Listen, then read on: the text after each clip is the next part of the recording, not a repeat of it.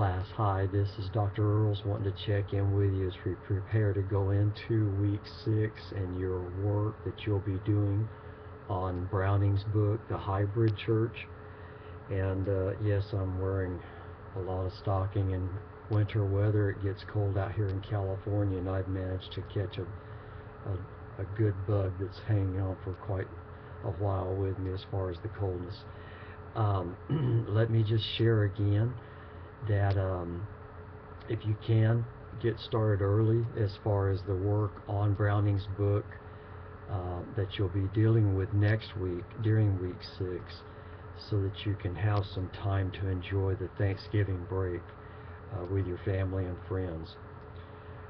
For the work on Browning, especially be noting in the summary work that you'll do on his book and the assigned reading to look at what he talks about the bell curve and well curve in chapter 1, and looking at what he talks about as far as small groups as it's played out in CTK, the church that he pastors and writes about.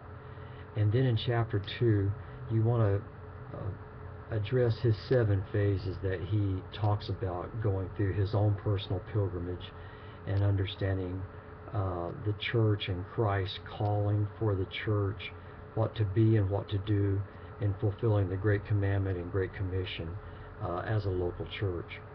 And then also be sure to touch on his comments made by Lyle Schaller that he includes in chapter 2, and talking about sales and celebrations and how that relates to his presenting impact and intimacy as it's practiced again through what he experienced with CTK.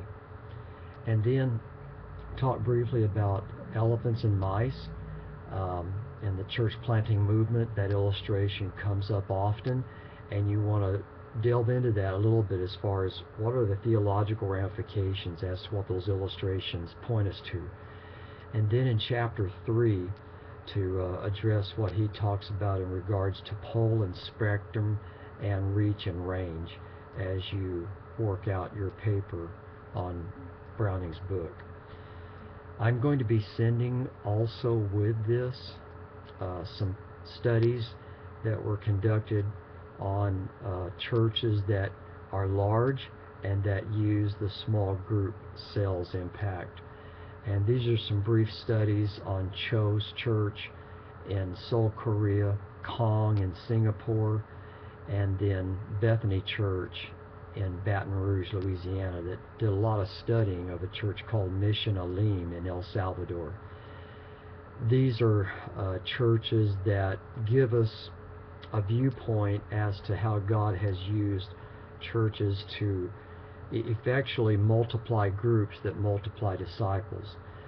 They're not the final word, but they are a good word and helpful word as to seeing how God has used these approaches in various parts of our world.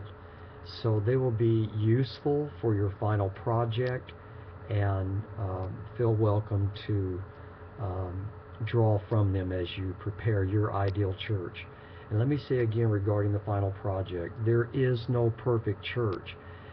What I am asking and wanting you to do in this final project is to just write up your ideal church and how you would like to see that church work as a unit under Christ to carry out the Great Commandment and the Great Commission. And largely you'll be looking at, yes, how do you multiply groups that multiply disciples? That is, how do you help people to be engaged in the Great Commission work of our Savior as church members? And they'll probably get at that best through small units of Sunday school classes or cell groups that create a synergy and encouragement, as well as equipping within those cell Sunday school classes, small groups, to be investing in and sharing the gospel with their friends and work associates, and all contacts they have that God sovereignly blesses them with to reach people for Christ. And then how are they brought in, assimilated into those groups? these new believers to be built up and sent back out to be ministers and missionaries for Christ with their lives. And so then that means you will need more groups as you keep reaching more people for Christ. So show in your ideal church model how you will multiply leaders also to keep servicing this movement, to call it, of disciple making through your church. Well, thanks class so much for your work. Have a wonderful Thanksgiving ahead, and thanks for all of your investment to sharpen your life and your understanding for serving Christ more effectively. God bless you. Have a great rest of the week. Bye.